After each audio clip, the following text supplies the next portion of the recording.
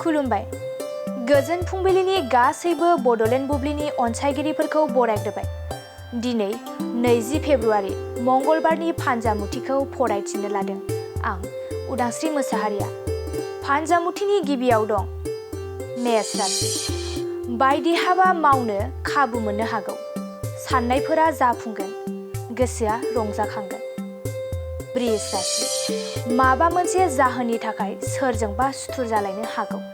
गाज्रि सान जागोन। मिथुन राशि। गावनि आंगोजों गोसो थोलायनायाव अनज्लायनाया बांगोन। रंजा खुसियैनो साना बारलांगोन। मोजां सान। कर्कट राशि। गोरोन्थि हाबा मावनानै साजा मोननो हागौ। सांग्रां जाना थानाया गाहाम जागोन। सिंह राशि। दोहोन दौलत आरजिनो हागोन। बेफार फालांगि बायदियाव मुलाम्फा गोनां जागोन। मोजां सान जागोन। कन्या राशि। गोदान रादाय खानो हागोन। गोसोआ गोरोबलायगोन। मोजां सान। तुला राशि। आखायाव रां रुफा गैया जानो हागौ। गोबां दुखु जारलायाव गोग्लैनो गोनां जागोन।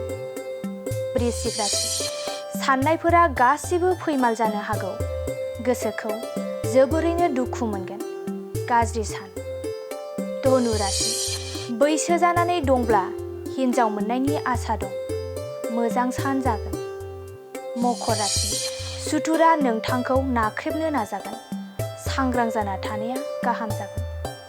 कुम्भ राशि। देहायाव सानाय सुनाया सोमजिनो हागौ। जानाय लोंनायाव सांग्रां जाना थानाया मोजां। मीन राशि। खामानि दामानिफोरा मावब्लाबो जोबस्रांनाय नङा। देहाखौ जोबोरैनो खस्थ' मोननो हागौ। दिनै सानसेनि राशि फरायथिनायाबो एसेनोसै। आसा खालामो नोंथांनि दिनैनि साना मोजाङै मोजां थांगोन बेखौ बड'लेण्ड बुब्लि नखरनिफ्राय मिजिंथिबाय। दानिया फैदो नोंथांनि फान्जामुथिखौ बड'लेण्ड बुब्लिनि हेफाजाबजों मिथिना लानो।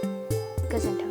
मोनसे फोसावथाय बुहुमनां वाइल्डलाइफ जथुम्माखौ बाक्सा जिल्लानि मानासाव खुंफुंनो थाखाय बिटिआर सरकारा साखाफारा जादों।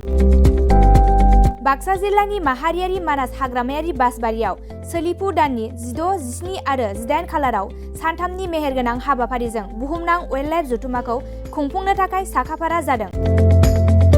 बे हाबाफारियाव आसामनि फरेस्ट बिफाननि मन्थ्रि चन्द्रमोहन पाटवारी, बिटिआरनि गाहाय मावफुं सोद्रोमा प्रमद बर' आरो बिटिआरनि हा आरो हाग्रा बिफाननि मावफुं सोद्रोमा रनजित बसुमतारियाबो बे हाबाफारियाव बाहागो लागोन। बे हाबाफारिनि गेजेरजोंनो बिटिआर ओनसोलनि सिङाव थानाय हायुङारि हाग्रामा आरो हाग्रानि जुनार रैखाथि होग्रा ओनसोलफोरखौ बुहुमनि गेजेरावनो मिथिहोगोन।